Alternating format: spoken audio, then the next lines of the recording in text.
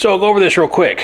I need a table for my shrinking and stretching, kind of a stump, if you will. I've got a couple hardwood blocks here. You know, you can see that's about 15 and that's about 9. So 9 by 15, 2 of those side by side. That gives me a pretty large area.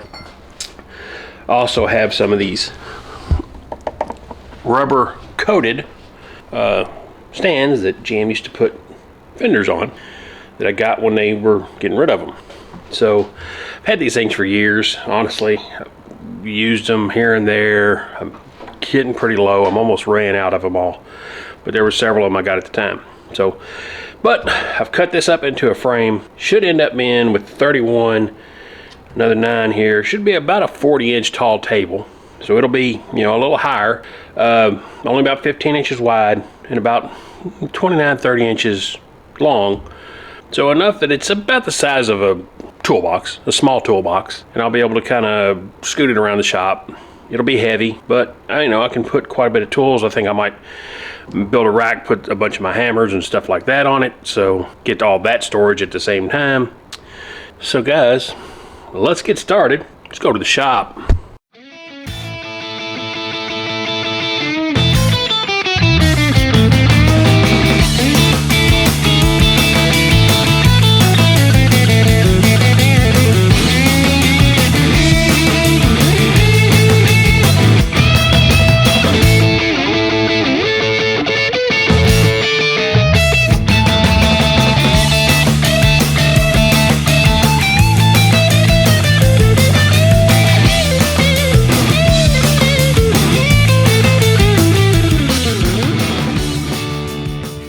Alright, so first thing I did, so this is your 2.5-inch square tubing.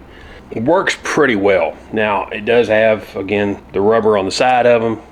Might worry about taking them, might not. It's good heavy steel though. It's a, I think it's a, maybe not 3/16, but it's pretty close to 3/16. I'm not going to get a mic out and check it, or let's just say that. But it's good, strong, heavy steel. First thing I kind of look at is, I need this thing to be right about 40 inches. So if I'm gonna go up 2.5, I cut a 31, so that now I've got 33.5.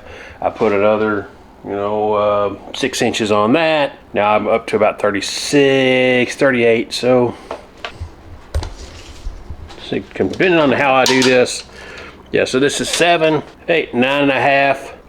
9.5 plus 31. There you go, 40.5 right there. So the idea is I put this thing together, kind of set this in a cradle. I'm going to put a set of jack bolts along this side, and I can just squeeze these things tight together. That'll kind of keep them from bouncing around and hopefully keep them from, you know, splitting out on the sides. The end grain's not really that likely to split out on these. They are pretty likely to split this way, though, long ways with the grain. So I want to try and force those together and hold them as well as I can. So first thing is, let's get the overall frame at again. So I'm gonna figure out exactly what my overall will be. Again, 2 of these is 19. So I'm gonna go, 2 of these is 2 of these are 19. I'll do 19.5. That gives me a little bit of room for the jack bolts to work. All right, so I will make a U. You know what? Let's get a chart.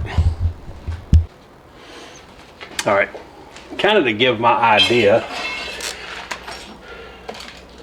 So I want to build basically a frame. I believe I'll do 3 just like this.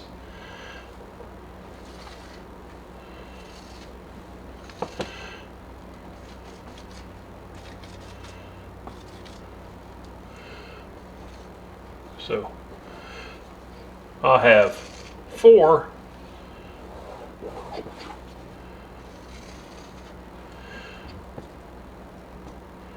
31-inch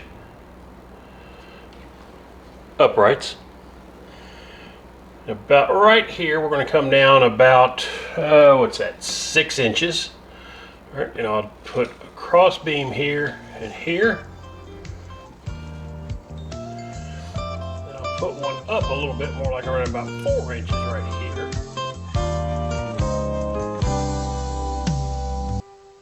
Hi, welcome back. Certainly glad you could join us today. Thought today we'd just have a good time and have a happy little painting up here. So let's start out and run all the colors across the screen that you need to paint along with us. While they're doing that, let me show you what I've got done up here. Today I've got a piece of adhesive back paper stuck up here, just contact paper or something that you buy at the local hardware store or supermarket. And I've cut a little oval in it and just stuck it on there. Then we've taken a little black gesso and I've painted a little design. I know I want a lot of dark in here and I want a big bush or tree or something there. Other than that, we don't really care. We let the black gesso dry completely, then we put a thin coat of liquid clear over all the black.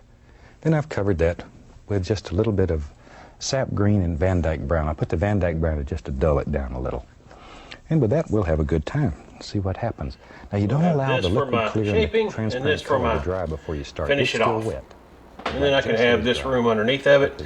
I'll make some hammers of storage.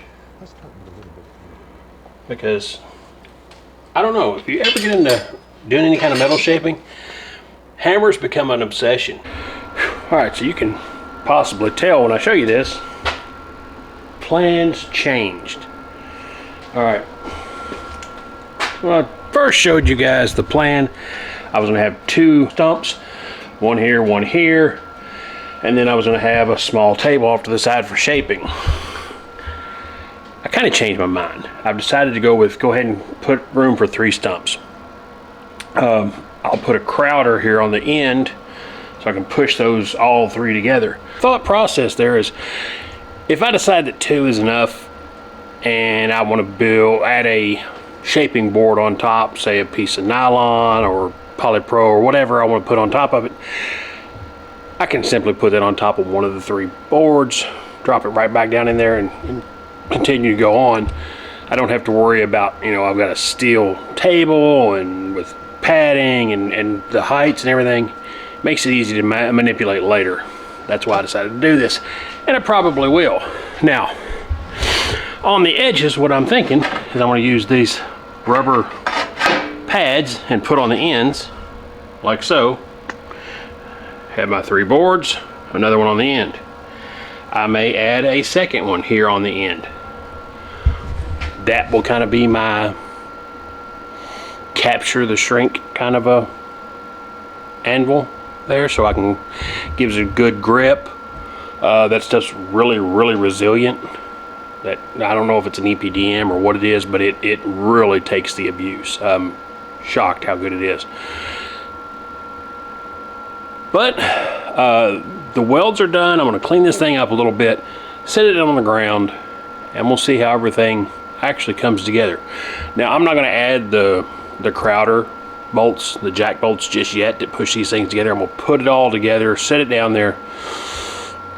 I'll probably wedge the boards over in place to try it out, make sure everything's what I want before I go to that much trouble, and then I'll add the crowder later on, because that's the easiest way to do this, right?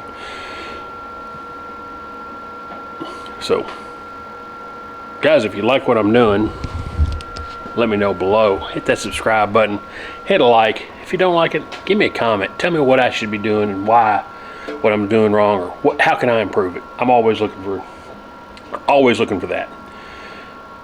But right now, I'll tell you, I'll go through this and I'll try and put it down in the description. I'm bad about that, getting in a hurry and forgetting.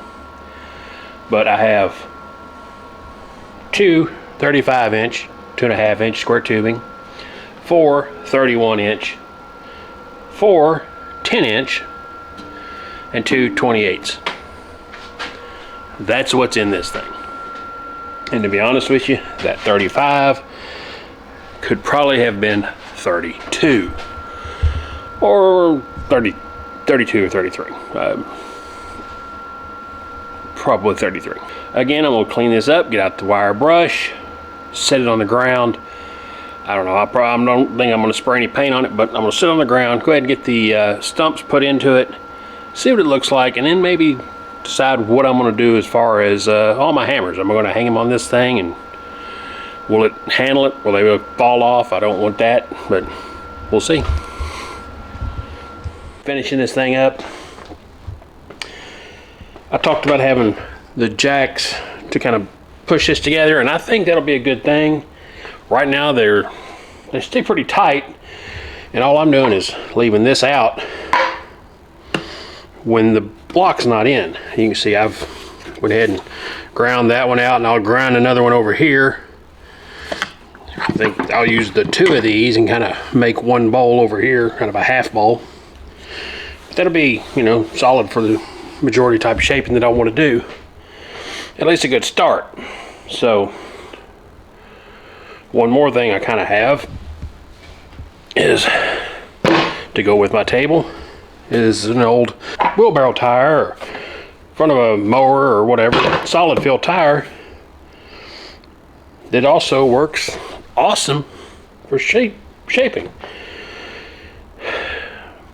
Hopefully in the next little bit we'll get in here and we'll start actually doing some shaping. You'll see me using this quite a bit. Again, it's tight enough that even this won't go down in it. So what I'll do, I'll take this block back out, set this in it, and when I drive that block down in it, these things are good and tight. So I'm not gonna put the jack bolts in it yet. You will see some upgrades as it comes along, but honestly I want to start using this thing and then determine, are my ideas that I think I'll be changing viable and needed, and then make those changes then, rather than go to a ton of work making this thing exactly what I think it should be and realizing that I made a mistake. So that's how I built it. That's my mentality on this. Totally could be wrong. Guys, let me know what you think.